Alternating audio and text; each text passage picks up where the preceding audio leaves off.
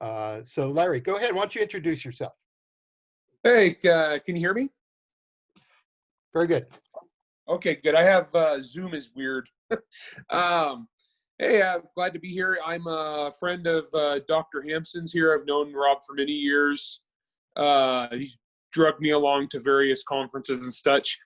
My name's Larry Correia. I'm a New York Times bestselling author. I've written 24 books now. I've been doing this for about 12 years. The reason I'm here today is because I have a bit of a reputation of being the guy who argues with pretty much everybody on the internet, 100 of them at a time. That's actually where I get my creative energy from. I've been involved, I won't get into politics, but I've been involved in a whole bunch of different political things over the years, many of which have caused me to have to deal with the media. And I've written articles that have gone viral, millions of readers that have caused me to argue with thousands of people. I've argued with judges, reporters, congressmen. I've been on national news programs many times, radio programs many times. I interviewed just about everywhere. So I know a bit about arguing in the public and the public views. So I am here to help on that. So what is the purpose, Larry? What is the purpose of arguing on the internet? What does a person do when they're arguing on the internet? What reason? Is it fun? Is it profit? Is it education, or what? Well, it's funny you said that. I actually had my door closed, but my dog just came in here to help. We are actually used to that. Okay. Yeah. So no. Okay. So the main thing is, and you said kind of the quote that I use a lot is, internet arguing is a spectator sport. The main thing is the person you're arguing with very seldom is actually going to change their mind. I mean, that does happen, but it's like winning the lottery. Usually when somebody comes at you and is trying to pick a fight on the internet, it's to score points. They're trying to shut you up. They're trying to cow you into silence. And I've made a giant list of all the different techniques and strategies people use to do this. And we've actually made bingo cards. But usually it's some form of them trying to dismiss your argument or to shame you into silence.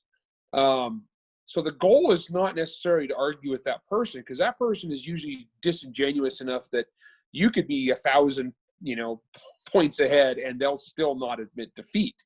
What you're doing is you're arguing for the audience. You're trying to give ammunition to people on your side, and you're trying to sway the undecided. You're trying to put your argument out there against their argument, and there's different ways to defeat their argument in order to convince the undecided. The people who are dead set against you no matter what, you're never going to convince them. I mean, once in a while, but usually the vast majority of the people you're going up against are disingenuous at heart, and they're just looking to score points. So you got to have an audience. If there's no audience, then you're wasting your time. When you're in a discussion on the internet, in person, on a panel, being interviewed, how do you establish to those bystanders, to the onlookers, that you actually have bona fides, that you actually have qualifications? So that's an interesting one, because if you go the wrong way with this, it's what's called appeal to authority, which is a very low, disingenuous form of argument. Example, I'll use Dr. Rob here. Recently, back at the beginning of the COVID-19 scare, he went through and wrote a very reasonable, very rational, very well-researched post, and he put it up. And it was mostly "don't panic." Was the main takeaway. He's like, yes, this is very serious. This, for the following reasons, this is serious. And immediately Rob starts getting jumped on by people who sell, scented candles for a living. And they're screaming at him to get educated. And people are literally telling this guy, literally telling this PhD, you don't love science like I do. You're a science denier. And so at that point, Dr. Rob here laid out, well, this is my resume, which actually wound up being a whole other post of, I've been doing this for, decades, and I have this certification and teach here and there. And it was just it was one of those, it was like a boulder rolling down a hill, crushing everything in front of it. So anytime you come up with somebody who is a appeal to authority type person, usually what you'll find too is their authority is feigned. Recently, I was in a political debate related to some of the current stuff that's going on, and I had this one guy come on, and his appeal to authority was, "I'm a cop and I'm a vet," and so he immediately used that to start attacking me. I'm not either of those things, and but it was related to the rioting in Minneapolis. And this guy was saying all this stuff, and he's like, "I'm a cop, I'm a vet, blah, blah, blah." And he was apparently Chicago PD. But the thing you got to realize, when you don't have the authority to counter an argument, but you know they're wrong, don't let that hold you back, especially if you have enough people you know that are those things to counter. So what I did is I put out a request. I need cops and I need vets who disagree with this following argument to jump in. Well, the thing is, you got to realize my books, I was the #1 bestseller in Baghdad. So that tells you about my fan base. And so I immediately got 300 plus guys who were cops and vets to jump in and crush this. Plus, it turned out that the guy who was doing the appeal to authority had completely lied about his resume, because I had other Chicago cops who were like, "No, this guy's full of crap. He's making this up. This is not right." And it was all fake. And so a lot of times you'll see these on the internet. You'll have people with their creds. Creds are great, but a lot of times creds are either fake, they're feigned, because it's the internet. Anybody can say they're anything. And you got, well, somebody will always declare the high ground on something like science. Like, I speak for science. No, you guys all know science is a process. So I know this is one that Dr. Hampson has written articles about. But for a lot of these people, they invoke it as religion. And it's basically they claim their religious high ground and everybody else is a moral inferior. And it's just a very disingenuous way of arguing, because it's not scientific whatsoever. So sometimes you need to actually use your creds. You need to establish dominance. You guys are all, going to college. I'm assuming these are PhD students, right? Right. Okay. Yeah. So you guys get done. You have actual cred. Don't be afraid to actually use that stuff. You see it all the time where somebody will just claim the moral high ground and they don't have it whatsoever. I get it all the time talking about things related to my business where I'll have to actually bust out my resume and do we like to call it the "don't you know who I am."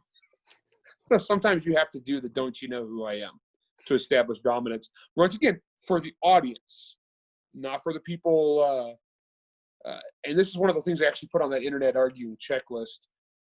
One of the things is you'll see is what they call dismiss. A dismiss attempt is whatever amount of information they have is the right amount of information to have. It doesn't matter how dumb they are or how ignorant they are of the topic. If you know too much about the topic, then you're biased. So you're arguing about some particular field and you actually work in that field and you're arguing with a person who has only read about it on the internet, obviously they're unbiased because they know less than you, and because you've done it for a living for 20 years, you're biased. Perfect example. If I can jump in here just to give a perfect example. A perfect example of this that you will find is that we are all tools of big pharma and big medicine. I love that one. Because yes. None of you guys ever die of cancer or have any loved ones who die of cancer. But you totally have the cure to cancer, but you keep it secret for evil reasons. For evil reasons, exactly. So I want to get you back into what you were saying, because you were telling us about different arguing styles. You were talking about dismissing. You were talking about appeal to authority. What are some of the other types of argument that will likely be used against us, and we would want to avoid ourselves? A common one is one it's a subcategory dismissed, is what I call "you sound angry." So if you respond to, like, say you see somebody say something just completely absurd, ridiculous, offensive, just asinine, and you can be in the best mood ever. You could be having a great day. You could be laughing your butt off, and you type a response. Inevitably, they're going to say, "Well, you sound angry," or "lol, triggered," because it's like if you have any sort of emotional attachment at all, or you admit to feeling any human emotion, they will always do this. But the thing is, it's completely crap because you're human beings. And when you see somebody lie their ass off or basically just fabricate information or slander or things, it's normal as a human being to have an emotional reaction to this stuff. But what they're doing is they're trying to disingenuously set the ground rules of the discussion. Whatever emotion they feel, this is how you can pick out dishonest people. Whatever emotion they feel is true and just and correct. Even if their facts are wrong, their emotions are still good, ergo they're good, you're bad. If you have any sort of human emotion to your response, if you're anything other than Mr. Spock in your response, they will inevitably say some variation of "you sound angry," or you're upset, or you're emotional, and it's just this trick to try to dismiss you. The best thing I've discovered, and this is to any of those disingenuous things, is when they do that to you, crash right on through. Never, ever, ever let them set the ground rules of what is and is not acceptable behavior. You just bull right on through, and when they say, "You sound angry," just laugh and say, "No, dude, I'm having a great time." Or you could be something like, "No, I can say with complete dispassion that you're full of shit." Oh, I'm sorry, I probably shouldn't swear. That's okay. But you can say, but basically, how it is never, ever, ever let the dishonest, shisty person set the groundwork. This is one reason I actually hate dealing with like regular reporters, because they control the medium, they control the groundwork. And you can, and I've done this, like one time I got interviewed by the Boston Globe for a thing, and they talked to me, I believe, for about 45 minutes. And so for 45 minutes, I hammered the facts, I hammered the timeline. I know that reporter understood the facts. And like I said, 45 minutes, there's plenty of things to quote. This is all recorded. When the actual newspaper article came out, they quoted one sentence from me and 16 sentences from my detractors. So that's the nature of what you're up against. If you're dealing with disingenuous people who have a narrative they want to stick to, they're going to stick to that narrative no matter what. Yeah. So on the "you sound angry," that's them basically doing emotional blackmail. It's usually, you've all heard the term gaslighting. It's a form of that. It's emotional manipulation. It only works if you play by their rules. But if you're not allowing them to establish the ground rules, you just bull on head. If it's something that righteous anger is a justified reaction, then by all means embrace that righteous anger. If it's something where you are correct to be indignant, go ahead and be indignant. Because the thing is, your audience, remember, you're not trying to sway the dishonest person, you're trying to sway the audience. And if you're feeling righteous indignation by something that person said, odds are your audience is too. Does that make sense? That's great. I would like to follow up with, we talk about engaging. There's a time to engage and there's a time to disengage. How does that look both to the person involved in the argument and from the outside looking in? Well, part of it too is biggest question you got to ask yourself is how much, basically how much audience do you have and how much is at stake? My rule of thumb is, if I'm debating people, and you got to understand, when and Rob, this sounds crazy, but Rob has seen this, I'll have 10,000 people watching. And that's not that weird. That's a lot of true. times, at minimum, 1,000 or 2,000. When it drops down into the dozens, it's time to bail, because now why am I wasting my time? It's all a question of how many people you are trying to sway, or how many people you're trying to give ammo to on your side. Because one of the things I've discovered is I'm a writer. My job is to articulate things with words. And so I'm pretty good at it. I've got, a lot of practice. So one of the things that I do is that there'll be some sort of controversial thing. I will see people arguing it, but most people aren't good at articulating words. They aren't good at taking facts and putting them into a way that is digestible to the public. And so their arguments tend to be pretty crappy. So one of the things I do is I will jump into these things. I will articulate what others are trying to say in a way that is repeatable and that they can run with. And basically that's one thing that you'll notice people who go really far in debate and argument politics, that's one of the things they have to be good at, or they have to have people that are good at for them. Because even if science is on your side, facts are on your side, if you cannot present it in a way that is digestible to the audience, then it doesn't matter. It's going to be the person with the better sound bites and factoids are going to win, even if they're dumb or completely founded just in lies or emotion. They're still going to win, and they're going to sway more people than you do. I don't know. I kind of rambled on that one. That's okay, because you took me into my next question, which was tag teaming. And when do you tag somebody in to help you? And if you're the person who has been tagged, what do you do to come in and support the point? And you got to a little bit of this, but if you'd expand on that a little more.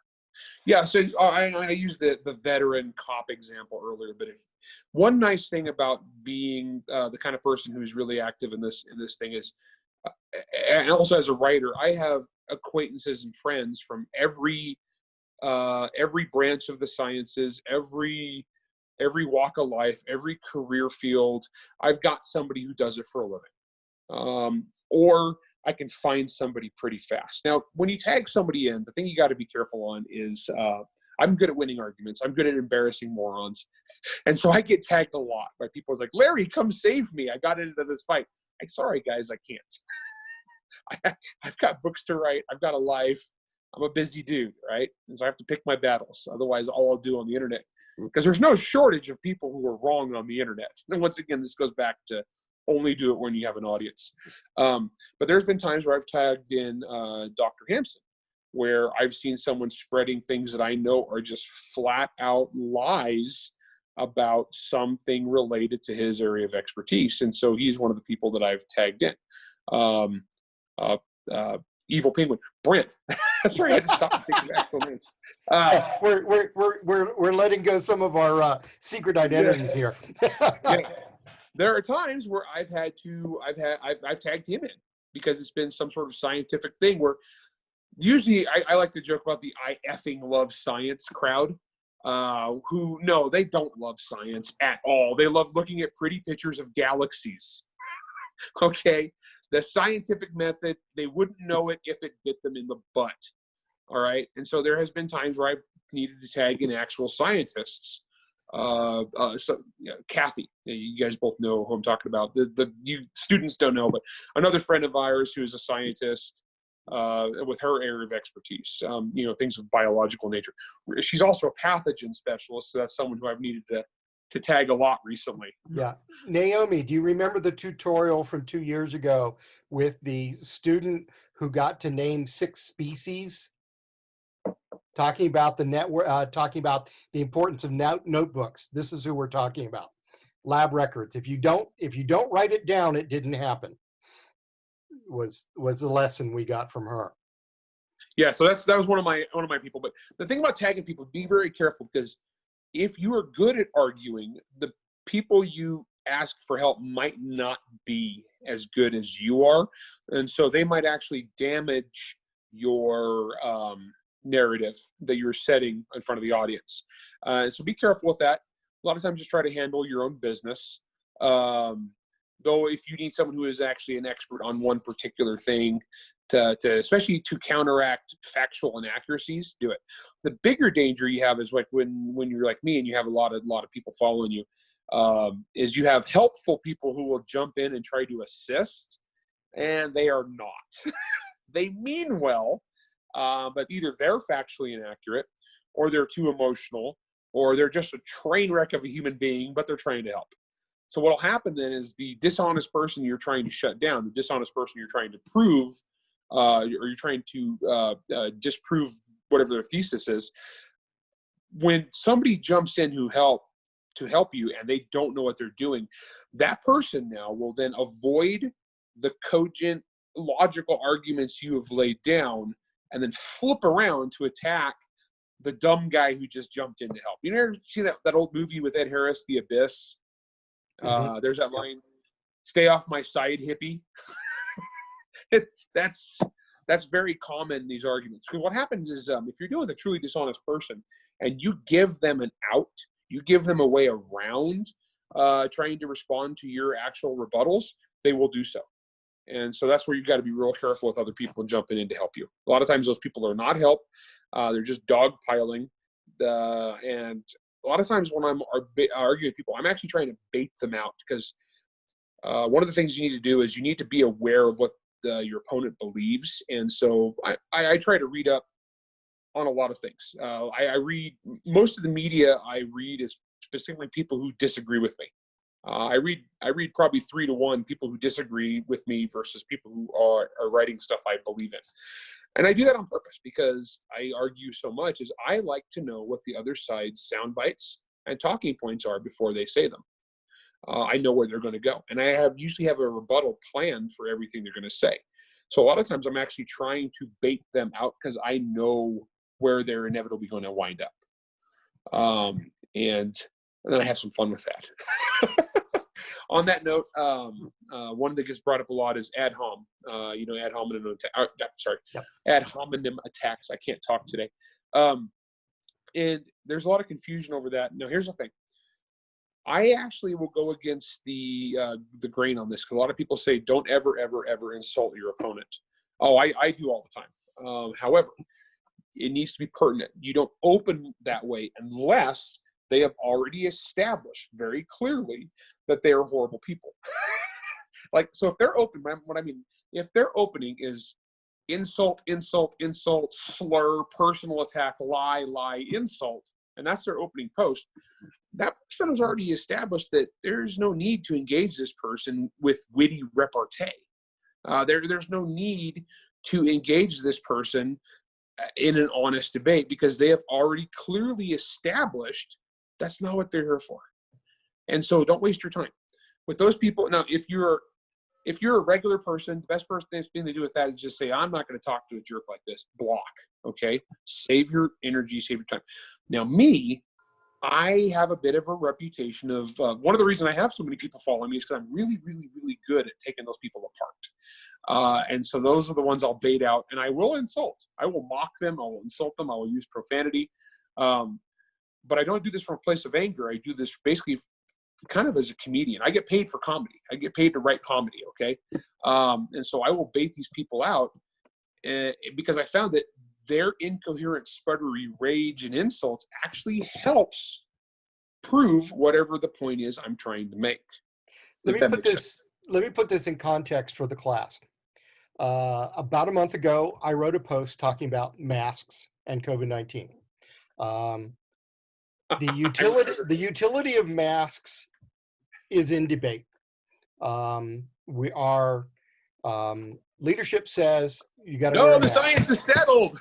And I wrote a post that talked about how if you're going to wear a mask, here's what you need to do. You don't hang it around just to hang it off of one ear. You got to cover your nose. You have to sanitize it. You have to clean it.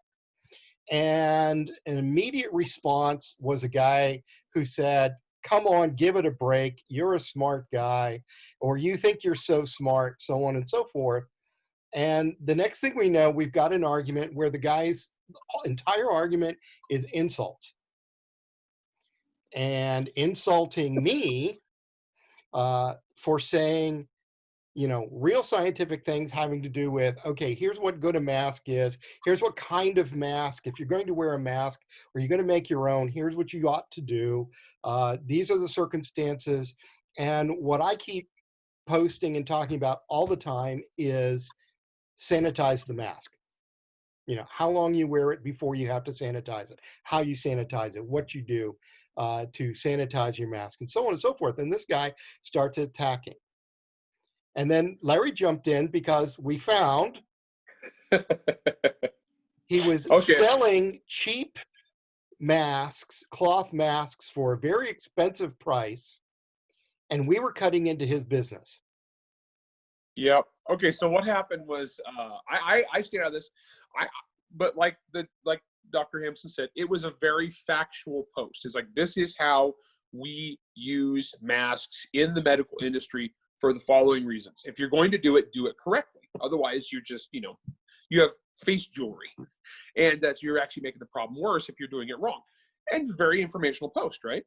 And so this guy starts just brutally savaging everyone. And he's so smug. He's like, oh, you're just blah, blah, blah, blah, blah. He's very, very rude. And I'm looking at this like, wow, I kind of have a sixth sense for people. I do this a lot.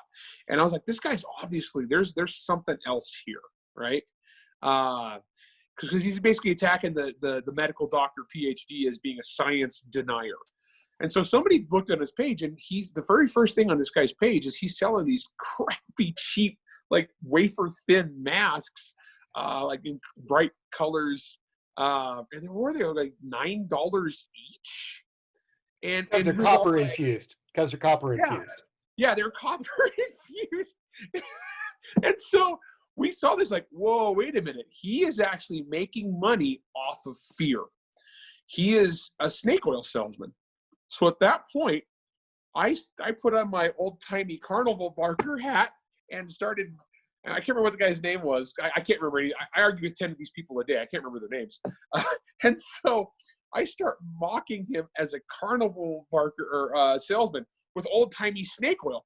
And then a couple other guys that are friends of mine who are also really good at mockery jump in too. And between the two of us, or it was Coop, we start going back and forth with our old-timey snake oil. Oh, and it cures giardia. It cleans paint. It's like, it will prevent rust. And it's as good as rhino horn for incontinence and virility. He just started mocking this guy. Oh my gosh. And he got angrier and angrier because that's what it was. He was just basically, he needed people to not follow actual principles of controlling, of sanitation, because he was making like $9 a pop on these cheap, crappy, do-nothing masks. That would have fallen apart the first time you washed them properly. Yeah. Oh gosh, they look like tissue paper. And he's like, he needed fear. And so in this case, you had a guy presenting actual science and actual principles of how to use this stuff safely to maximize your chances of not catching a disease. And this guy was straight up attacking the scientist because he's trying to make money. And so in that case, I went right to mockery. Oh my gosh. I mean, so people always say, don't stoop to their level. I disagree. Stoop to their level if you're good at it. Okay. But if you're not good at it, also it depends on your professional environment. If you're representing a company that is going to fire you, if you call somebody, I'll refrain from using many of the insults that I use on the internet. But if you are, representing a hospital, for example, you can't just come out and call somebody, bumbling idiot and so on and so forth. I can. I'm an independent contractor. I do what I want. So just keep that in mind too as you're doing this. So on ad hom, sometimes ad hom. Here's the thing about ad hom. It's actually people mistake it. If you use insults, but that's not how you're dismissing their argument, that's not ad hom. Ad hom would be, I dismiss your argument because you're an idiot. All right, that's ad hom. That's insulting an argument. But if you say, your argument is bad because of this, this, this, and this, you're an idiot. That's not ad hom. Okay, you see what I'm saying? That's just an insult. And if you look back the history of debate, actually that's not that rare. People insulting their opponent. Basically, you give the respect that is deserved. If someone is being dishonest and they're just like, basically, if they're just dishonest and motivated by, in this case, like this guy, greed and fear, then by all means, perhaps an insult is the way to go. But you need to be careful. If you look back at the history of science arguing, legal arguing, political arguing, there's an awful lot of insult in it. I want to wrap up with a question for Larry. What does all this look like to the outsiders, the people who are watching, the audience? Yeah, that's the main thing you need to keep in mind. And keep in mind, the audience is huge too. And they're also going to come into every situation with all their personal biases and baggage. And so the situation there is you just got to try to decide, what is the message that I am trying to share? What is the message that I am trying to get out into the public discussion? And how can I best do that? And you're all different too. You all have different skills, knowledge, ability. I do not recommend the confrontational style that I use for the vast majority of people. You gotta understand, I'm Portuguese. I grew up in a Portuguese household. And so all the all the fiery Latin stereotypes, that's us. Okay, that's our people. We just yell and talk with our hands. Okay. So for me, I have my method that I use that I have actually used to change a lot of minds. I've actually heard from over the years, probably not joking, thousands of people who I've got to re-examine some belief they had, or I've had other people that I've helped out because that's my style that I've made work for me. You need to think about your style and your job and what you're trying to accomplish, and then think, how is the audience that I'm trying to reach going to best perceive me? The people in the middle that I'm trying to sway, that I'm trying to sway the undecided, how can I present myself in a way that is going to help them and go accordingly? So don't do it. Don't ever just copy somebody else's methods of debate. Figure out how you're going to do it yourself to reach the audience, because the audience is what matters. You changing opinion, you changing minds, that's what matters. And a lot of people, they think that I can just go and browbeat and yell at people. No, not really. That works to an extent. It works if you're like a major media thing that can just, do that nonstop. But just as individuals, no, not so much. You've got to think about how you're going to do it yourself and what that works for you, and go from there. Okay, great. Thank you, Larry. We really appreciate this. We're going to do the class is going to do some follow-ups, because the whole idea of today's class is we're going to do a little bit of exercise on when interviews go wrong, when blogs go wrong, when internet comments go wrong. How do we react? And we're going to play around with this a little bit. So we really appreciate you joining us and, giving the perspective. Thanks, Larry. Really appreciate it. All right. Thanks. Just like I said, just think on that. Think of your brand. Take care, Think of guys. your brand. Thank you.